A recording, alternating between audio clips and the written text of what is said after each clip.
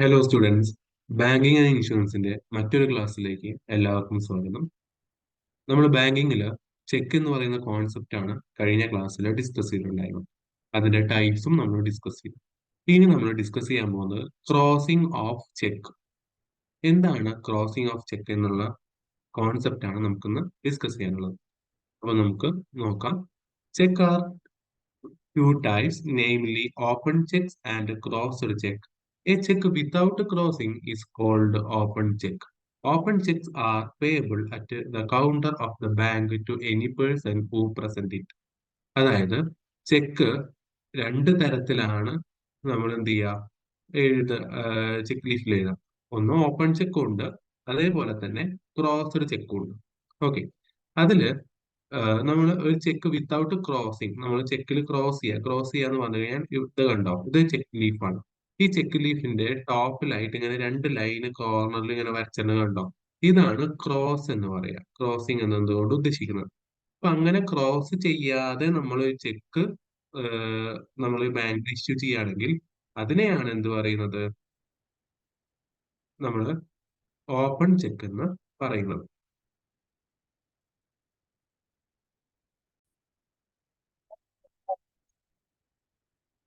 അപ്പൊ open check എന്ന് പറയുന്നത് എന്താണ്, നമ്മള് ഒരു ക്രോസിങ് ചെക്കിൽ ഒരു ക്രോസ് ലൈനായിട്ട് വരയ്ക്കാതെ നമ്മൾ നൽകുന്ന ചെക്കാണ്.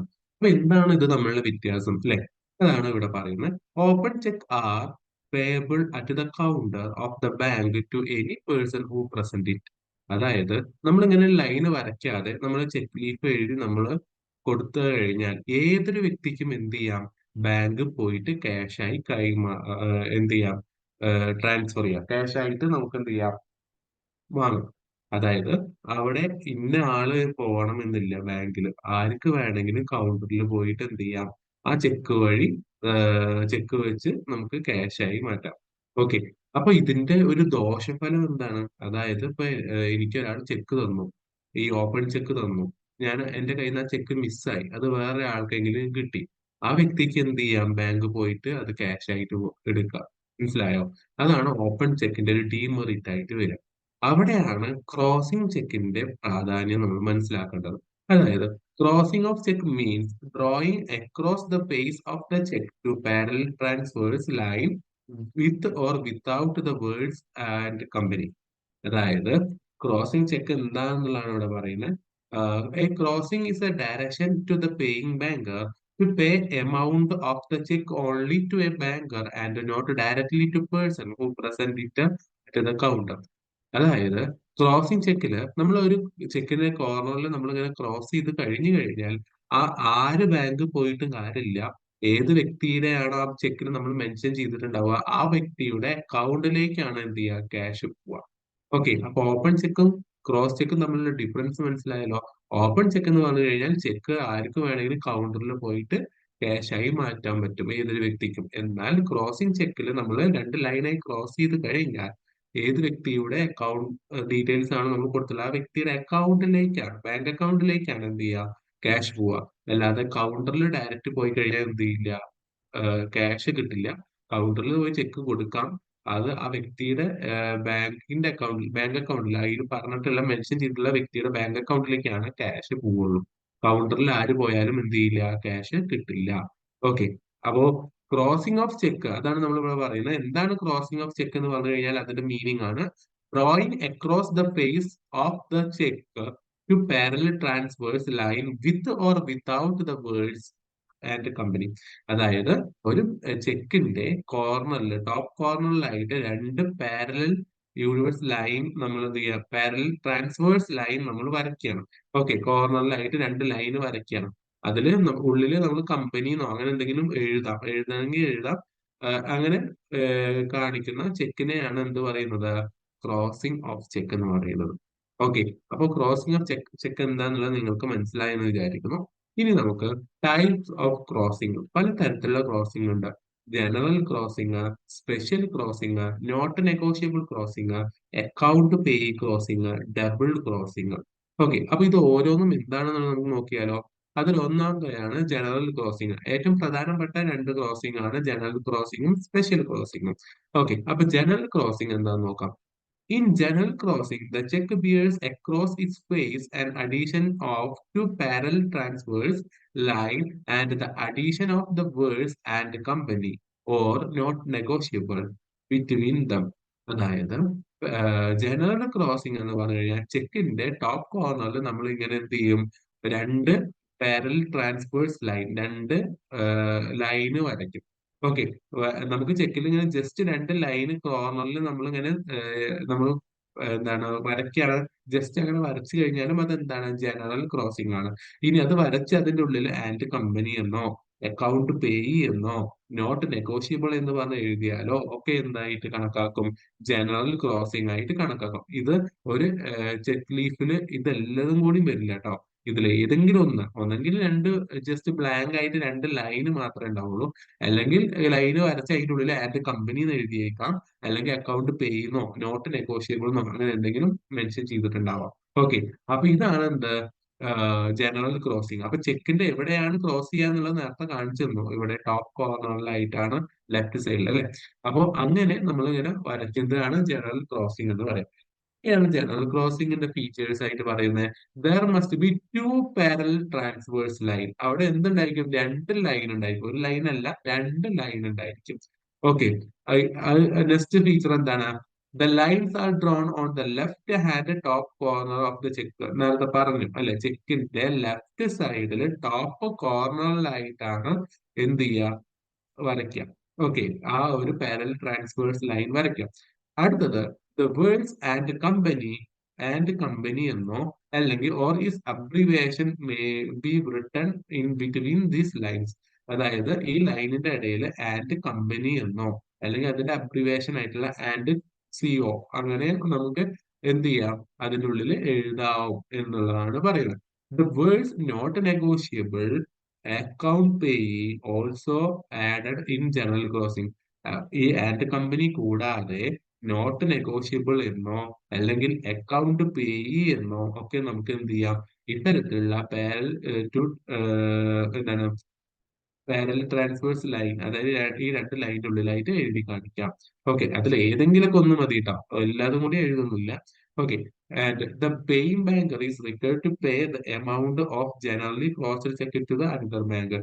ഇങ്ങനെ നമ്മൾ ചെയ്തു കഴിഞ്ഞാൽ, അതായത് ഒന്നെങ്കിൽ രണ്ട് ലൈൻ അല്ലെങ്കിൽ രണ്ട് ലൈനിന്റെ ഉള്ളിൽ ആൻഡ് കമ്പനി എന്നോ നോട്ട് നെഗോഷ്യബിൾ എന്നോ അങ്ങനെ എന്തെങ്കിലും കൊടുത്തു കഴിഞ്ഞാൽ ആ നമ്മൾ കൊടുക്കുന്ന ബാങ്കർ എന്ത് ചെയ്യണം, ആ ബാങ്കർ അത് ആർക്കാണോ ആ ക്യാഷ് കിട്ടേണ്ടത് ആ വ്യക്തിയുടെ ബാങ്കിലേക്ക് എന്ത് ചെയ്യുന്നു, ആ ചെക്ക് ക്യാഷ് ആയിട്ട് ട്രാൻസ്ഫർ ചെയ്യുന്നു.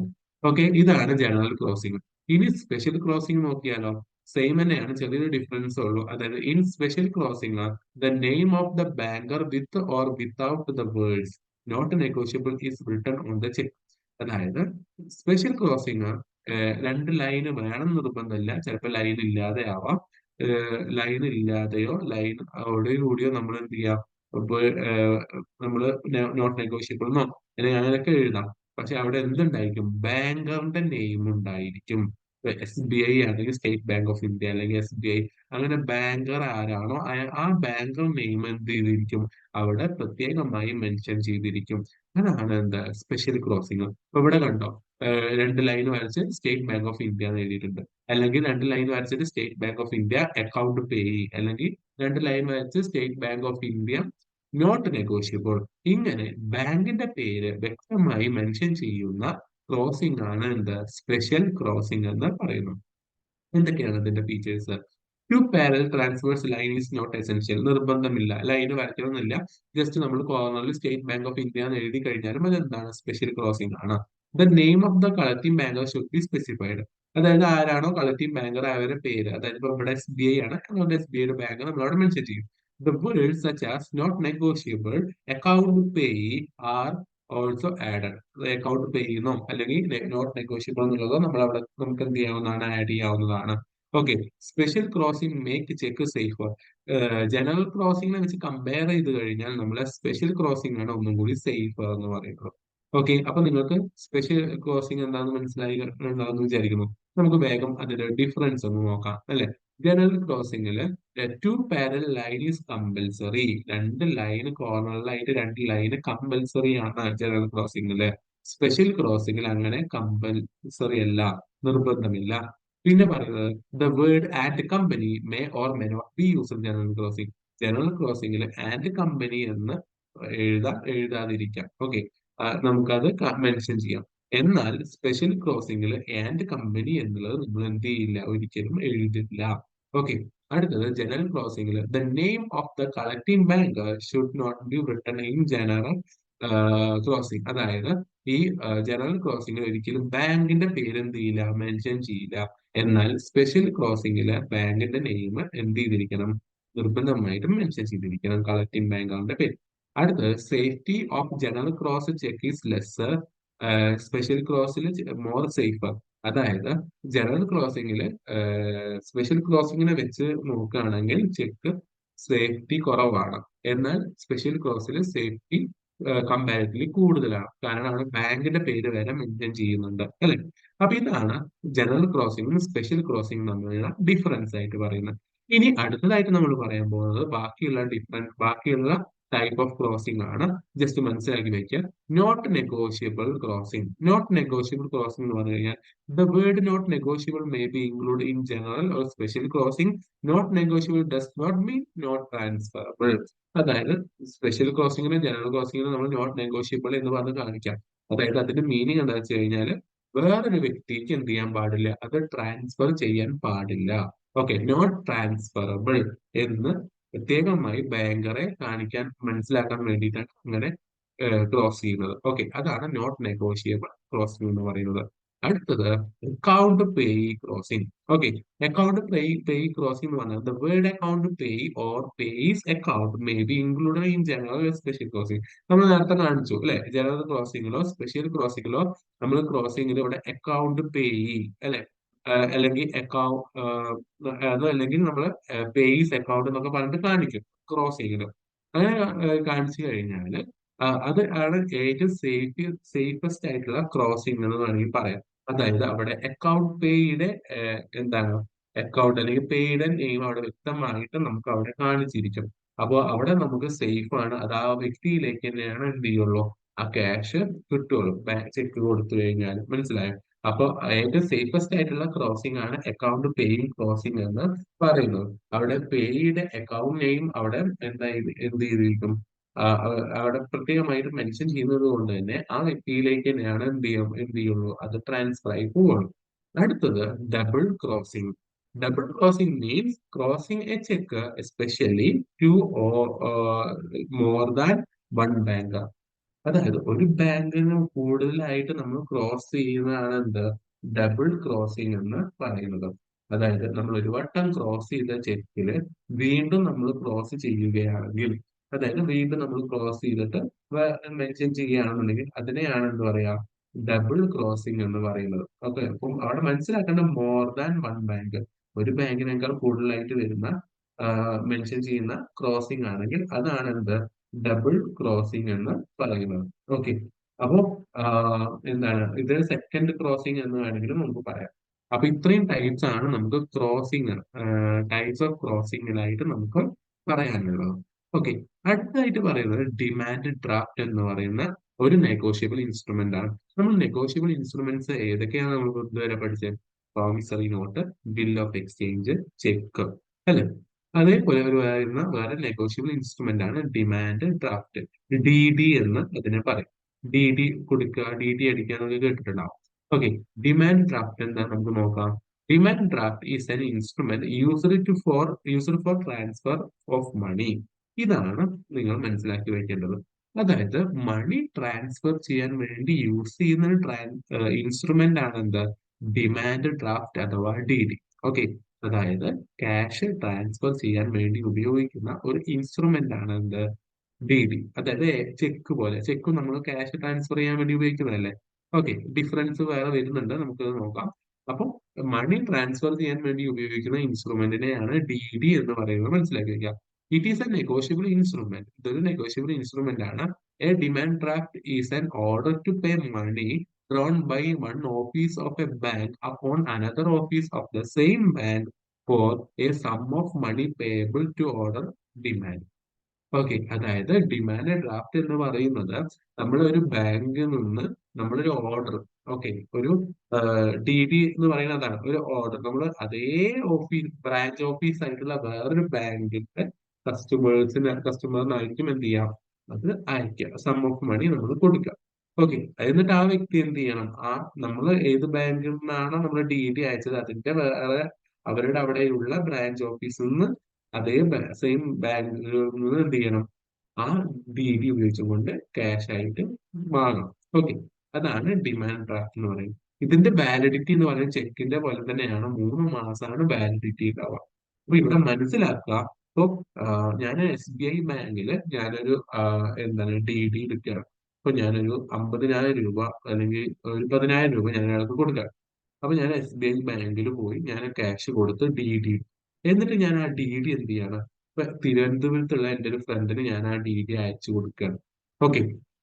എന്നിട്ട് എന്ത് ചെയ്യണം, ആ തിരുവനന്തപുരത്തുള്ള SBI ഇതേ ബാങ്കിന്റെ ബ്രാഞ്ച്, അവിടെയുള്ള ബ്രാഞ്ചിൽ പോയി ഡി ഡി എന്ത് ചെയ്യാം, അവിടെ കൊടുത്ത് ആ ബാങ്കിൽ നിന്ന് എന്ത് ചെയ്യാം, ക്യാഷ് ആയിട്ട് വാങ്ങാം. ഓക്കെ. അപ്പൊ ഇവിടെ നടക്കുന്നത്, ഞാൻ ക്യാഷ് അടച്ചതിന് ശേഷം അതിന്റെ ഒരു ഇൻസ്ട്രുമെന്റ്, അതായത് ഡി ഡി ആണ് ഞാൻ എന്ത് ചെയ്യുന്നത്, ആർക്കാണോ വേണ്ടത് ആ വ്യക്തിക്ക് അയച്ചു കൊടുക്കുന്നത്. അപ്പൊ ഇവിടെ ബാങ്ക് ടു ബാങ്ക് ട്രാൻസാക്ഷൻ ആണെന്ന് വേണമെങ്കിൽ പറയാം. കാരണം ബാങ്കുകൾ തമ്മിലാണ് ഇവിടെ കമ്മ്യൂണിക്കേഷൻ നടക്കുന്നത്. ഓക്കെ. അപ്പൊ നമുക്ക് ഡിഫറൻസ് പറയാം, ചെക്കും ഡിമാൻഡ് ഡ്രാഫ്റ്റും തമ്മിലുള്ളത്. അപ്പൊ ഒന്നും കൂടി വ്യക്തമാവും. ഡിഫറൻസ് നോക്കാം. ചെക്ക് എന്ന് പറയുന്നത്, a cheque is issued by an individual. Cheque issue ചെയ്യുന്നത് ഇൻഡിവിജ്വൽ ആണ്. ഇപ്പൊ എനിക്കൊരു ബാങ്ക് അക്കൗണ്ട് ഉണ്ട്, ഞാൻ ഒരാൾക്ക് ചെക്ക് കൊടുക്കുകയാണെങ്കിൽ അവിടെ ഞാനാണ് എന്ത് ചെയ്യുന്നത്, ചെക്ക് ലീഫിൽ എഴുതിയിട്ട് ഇഷ്യൂ ചെയ്യുന്നത്, അല്ലെ? എന്നാൽ demand draft is issued by banker. അവിടെ ബാങ്കർ ആണ്, അതായത് ഞാൻ ക്യാഷ് ബാങ്കിൽ അടയ്ക്കുന്നു, ബാങ്കർ ആണ് എന്ത് ചെയ്യുക, ഡി ഡി അടിക്കുക. ഓക്കെ. അവിടെ ഇഷ്യൂ ചെയ്യുന്നത് ബാങ്കർ ആണ്. അടുത്തത് പറയുന്നത്, a cheque is cheque can be dishonoured. അതാണ് ഏറ്റവും വലിയ പ്രത്യേകത, മനസ്സിലാക്കുക. A cheque can be dishonoured, a draft cannot be dishonoured. അതായത് ചെക്ക് ഡിഷോണർ ആവാനുള്ള സാധ്യതയുണ്ട് എന്ന് വെച്ച് കഴിഞ്ഞാൽ, ഞാനിപ്പോ ഒരു വ്യക്തിക്ക് ചെക്ക് എഴുതി കൊടുക്കുകയാണ്. ഇപ്പൊ 1,00,000 രൂപ ഞാൻ ചെക്ക് എഴുതി കൊടുത്തു. ഓക്കെ. ആ വ്യക്തി ബാങ്ക് പോയിട്ട് ക്യാഷ് ആയിട്ട് മാറ്റുമ്പോ ആ വ്യക്തി എന്റെ ബാങ്കിൽ പൈസ ഇല്ലെങ്കിൽ ആ വ്യക്തിക്ക് ക്യാഷ് കിട്ടുമോ? ഇല്ല. അതായത് ഞാൻ ഇപ്പൊ ജസ്റ്റ് 1,00,000 രൂപ എഴുതി കൊടുത്തു, എന്റെ ബാങ്കിൽ ആ 1,00,000 രൂപ വേണം, എന്റെ അക്കൗണ്ടിൽ പൈസ വേണ്ടേ, എന്നാലാണ് ആ വ്യക്തിക്ക് എന്ത് ചെയ്യുള്ളൂ, ക്യാഷ് ആയിട്ട് കിട്ടുള്ളൂ, അല്ലെ? അല്ലെങ്കിൽ ആ ചെക്ക് എന്തായി പോകും, ഡിഷോണേർഡ് ആയിട്ട് പോകും. കാരണം ബാങ്കിൽ ബാലൻസ് ഇല്ലാത്ത കാരണം ആ വ്യക്തിക്ക് ആ ചെക്ക് കൊടുത്താലും ക്യാഷ് കിട്ടില്ല. പക്ഷേ ഡിമാൻഡ് ഡ്രാഫ്റ്റ് ഡിഷോണേർഡ് ആവില്ല. കാരണം എന്താ, ഞാൻ ബാങ്കിൽ ഓൾറെഡി അടയ്ക്കും, പൈസ അടച്ചതിന് ശേഷമേ ബാങ്കർ എന്ത് ചെയ്യുള്ളൂ, ഡി ഡി തരുള്ളൂ. ഇപ്പൊ ഞാൻ ഒരാൾക്ക് 50,000 കൊടുക്കാണെങ്കിൽ ഞാൻ 50,000 എന്ത് ചെയ്യും, ബാങ്കിൽ അടച്ചതിന് ശേഷമാണ് ഡി ഡി എന്ത് ചെയ്യുക, ബാങ്കർ ഇഷ്യൂ ചെയ്യുള്ളൂ. അതുകൊണ്ട് തന്നെ ക്യാഷ് ഓൾറെഡി അക്കൗണ്ടിൽ ചെന്നാലേ കിട്ടുള്ളൂ. അതുകൊണ്ട് അത് ഡി ഡി എന്ത് ചെയ്യില്ല, ഡിഷോണേർഡ് ആവില്ല. മനസ്സിലായോ? പക്ഷെ ചെക്ക് ഡിഷോണേർഡ് ആവാം. മനസ്സിലായല്ലോ? അടുത്ത ഡിഫറൻസ് നോക്കാം. A cheque is defined in the negotiable instrument act. Check വളരെ വ്യക്തമായി നെഗോഷ്യബിൾ ഇൻസ്ട്രുമെന്റ് ആക്ട് 1881 വളരെ വ്യക്തമായി ആക്ടിൽ പറയുന്നുണ്ട്.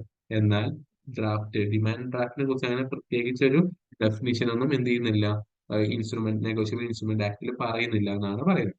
അടുത്തത്, a cheque is drawn by an account holder of a bank. അതായത് ചെക്ക് എന്ന് പറയുന്നത് അക്കൗണ്ട് ഹോൾഡർ, ഇപ്പൊ ഞാനാണ് എന്റെ അക്കൗണ്ട് ഹോൾഡർ ഞാനാണെങ്കിൽ ഞാനാണ് എന്ത് ചെയ്യുക, ചെക്ക് എഴുതുന്നത്. ഓക്കെ. എന്നാൽ demand draft drawn by branch bank, ഞാൻ ഏത് ബാങ്കിലാണോ ക്യാഷ് കൊണ്ടിടുന്നത് ആ ബാങ്ക് ആണ് അവിടെ എന്ത് ചെയ്യുക, ഡി ഡി ഡ്രോൺ ചെയ്യുക, ഡി ഡി എഴുതുന്നത്. ഓക്കെ. അടുത്തത്, in a cheque drawer and drawee are different person. അതായത് ചെക്കിന് ഡ്രോയറും ഡ്രോയും വേറെ വേറെ വ്യക്തിയാണ്. അതായത് ഇപ്പൊ ഞാൻ SBI അക്കൗണ്ടിൽ നിന്നാണ് ഞാൻ അക്കൗണ്ട് ഉള്ളത്, ഞാനാണ് ചെക്ക് അക്കൗണ്ട് ഹോൾഡർ എന്ന് വിചാരിക്കാം. അപ്പൊ അവിടെ ഡ്രോയർ ആരാ, ഞാനാണ്. ഓക്കെ. ഡ്രോയി ആരാ, SBI ബാങ്ക് ആണ്. മനസ്സിലായോ? ആ ബാങ്ക്, ഏത് ബാങ്കിനാണോ എനിക്ക് അക്കൗണ്ട് ഉള്ളത് ആ ബാങ്ക് ആണ് അവിടെ ഡ്രോയി ആയിട്ട് വരിക. ഓക്കെ. ക്യാഷ് ചെക്ക് ഇഷ്യൂ ചെയ്യേണ്ട ആൾ. അപ്പൊ ചെക്ക് എഴുതുന്ന ആൾ ഞാൻ, അതുകൊണ്ട് ഞാനാണ് ഡ്രോയർ. ഡ്രോയി എന്ന് പറയുന്നത് ആ ബാങ്ക് ആണ്. പേയി ആണ് എന്ത്, ക്യാഷ് കിട്ടുന്ന ആൾ. ഓക്കെ. അപ്പൊ ഇതെല്ലാം ഡിഫറെന്റ് വ്യക്തികളാണ്, ഡ്രോയറും ഡ്രോയും. എന്നാൽ ഡിമാൻഡ് ഡ്രാഫ്റ്റിൽ ഡ്രോയറും ഡ്രോയും ഒരേ സെയിം പേഴ്സൺ ആണ്. എന്ന് വെച്ചാൽ ഞങ്ങൾ ക്യാഷ് കൊണ്ടിട്ടു, അവിടുന്ന് ഇപ്പൊ ഫെഡറൽ ബാങ്ക് ആണെങ്കിൽ ഫെഡറൽ ബാങ്കിൽ നിന്ന് DD തരുന്നു. എന്നിട്ട് ഈ ഫെഡറൽ ബാങ്ക് തന്നെ വേറൊരു ബ്രാഞ്ച്, മനസ്സിലായോ, വേറൊരു ബ്രാഞ്ച് ആയിട്ടുള്ള ഫെഡറൽ ബാങ്കിലാണ് എന്ത് ചെയ്യുന്നത്, ആ DD ഇഷ്യൂ ചെയ്യുന്നത്. ഓക്കെ, അപ്പൊ അവിടെ ഡ്രോയറും ഡ്രോയും ഒരേ വ്യക്തിയാണ്, സെയിം വ്യക്തിയാണ്. ഓക്കെ. അടുത്തതായിട്ട് payment of cheque can be stopped by drawer. അതായത് ചെക്കിന്റെ പേയ്മെന്റ് നടത്തുന്ന ഡ്രോയർക്ക് സ്റ്റോപ്പ് ചെയ്യാം. ബാങ്കർക്ക് എന്ത് ചെയ്യാൻ പറ്റും, അല്ല, ഇഷ്യൂ ചെയ്യുന്ന എനിക്ക് എന്ത് ചെയ്യാൻ പറ്റും, ആ ചെക്ക് കൊടുത്തു കഴിഞ്ഞാലും അത് കൊടുക്കരുത് എന്ന് പറഞ്ഞാൽ എനിക്ക് സ്റ്റോപ്പ് ചെയ്യാൻ പറ്റും. എന്നാൽ ഡിമാൻഡ് ഡ്രാഫ്റ്റ് നമുക്ക് സ്റ്റോപ്പ് ചെയ്യാൻ പറ്റില്ല. ഇഷ്യൂ ചെയ്ത് കഴിഞ്ഞാൽ പിന്നെ അത് ആ വ്യക്തിയുടെ ആൾക്ക് എന്ത് ചെയ്യും, പോകും. ഓക്കെ. അപ്പൊ ഇതാണ് ഡിമാൻഡ് ചെക്കും ഡിമാൻഡ് ഡ്രാഫ്റ്റും തമ്മിലുള്ള ഡിഫറൻസ്. അപ്പൊ നിങ്ങൾക്ക് ചെക്ക് നമ്മളിപ്പോ ഒന്ന് ഡിസ്കസ് ചെയ്തത് ക്രോസിംഗ് ഓഫ് ചെക്കും അതിന്റെ ടൈപ്സും അതേപോലെ ഡിമാൻഡ് ഡ്രാഫ്റ്റും ചെക്കും ഡിമാൻഡ് ഡ്രാഫ്റ്റും തമ്മിലുള്ള ഡിഫറൻസും ആണ് ഡിസ്കസ് ചെയ്തത്. നിങ്ങൾ മനസ്സിലായെന്ന് വിചാരിക്കുന്നു. എന്തെങ്കിലും ഡൗട്ട് ഉണ്ടെങ്കിൽ വീഡിയോ കമ്മ്യൂണിക്കേഷൻ ചോദിക്കും.